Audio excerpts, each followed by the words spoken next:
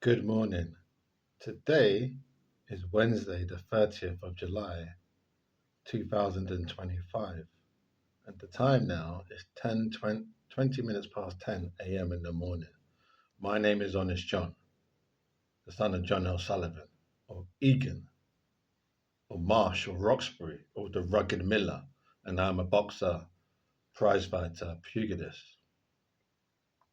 In 1978, I think thereabouts, Mr. Dennis Brown, a reggae singer, released the song Money in My Pocket. It goes something like this: Money in my pocket and I just can't get no love. You say so. You say your money in your pocket and you can't get no love. I say there ain't just a fall from above. It's just a coming up. Money in my pocket and I just can't get no love. And 1978, and I'll tell you how old I was because I need to bring up the calculator because I'm not good at maths. But let's see this. Get the calculator. So 1978. 1978 minus 1969.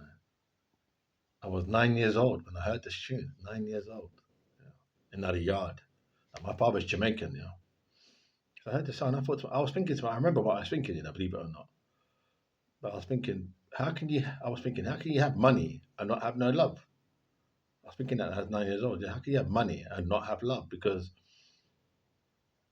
let me just pause for a minute because I'll tell you what I was thinking 9 years old. I remember you're thinking, yeah, money in my pocket, I've got money in my pocket, I've got no love, money in my pocket, I just ain't got no love.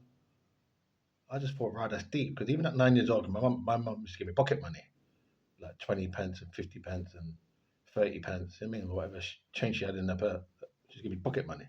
My dad did as well, pocket money. So I knew a little bit about money.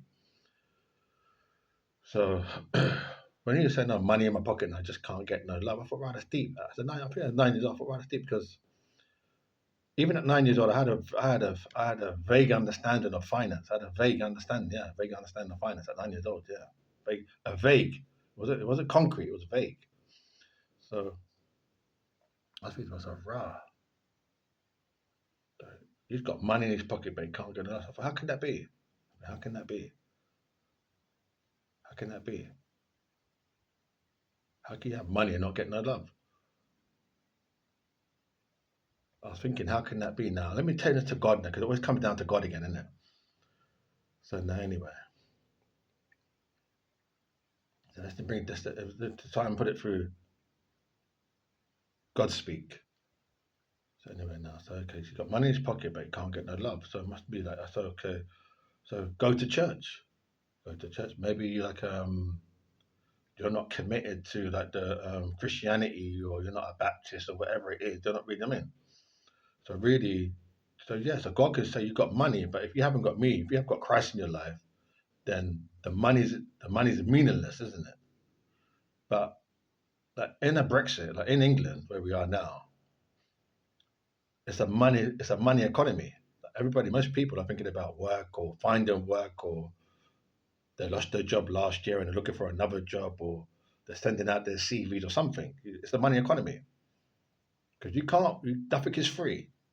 Nothing is free. Nothing of value is free because you can plan, but if you ain't got no proper income or strategy to get income, that plan is going to be it's going to be futile. It's going to be of no relevance to you really. So you got to have a plan for your personal economy or your finances, isn't it? I'm not saying that you have to have it now, but even planning, thinking, visualizing it is good enough. You have to visualize some kind of optimistic outlook. I mean, you can say, okay, by this time next year, so this time next year, so we're now in July, and you can say next year, 2026, I hope to be in employment. I hope to be like working in Moorgate or bank or something. A plan. So when I start working, I'll get an ISA account and do this and that again, and get get this card and that credit card and do all. I mean, so you're planning. That's good. Even if you haven't got it now, follow me now. You haven't got it now, but you're planning. That's good enough. You've got hopes, got aspirations. So anyway, he's saying he's got money in his pocket, but he can't get no love. Now, money and love is two different things. I'm doing God speak now. Follow me now. So money, you know, money and love is two different things. Money is a physical. physical asset. Money's a physical asset. Yeah.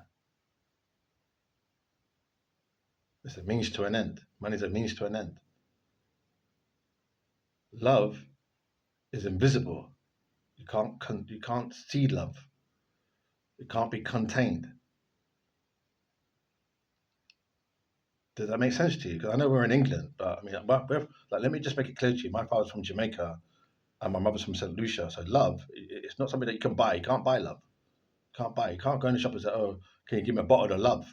And you say, "How much is it?" Say, "Oh, it's £10." You can't buy love. It's not something you can possess or own. You have to earn it. You have to earn love. You have to earn it. You can't buy it. You have to earn it. Like, you start a relationship, isn't it? You like, with the baby mother, whatever. You earn it, innit? You're nice to her and this and that and that, and you raise your children and this and that and that, and you work and you pay the bills and this and that and that. You go on holiday, so you earn that. That's love, isn't it? If you want to call it that. In Jamaica, we got a different thing about it, but it's similar along them lines, isn't it? For Jamaican people. So what I'm saying now is, yeah. So he's saying money in his pocket, but he can't get no love. So anyway, well, I said go to church.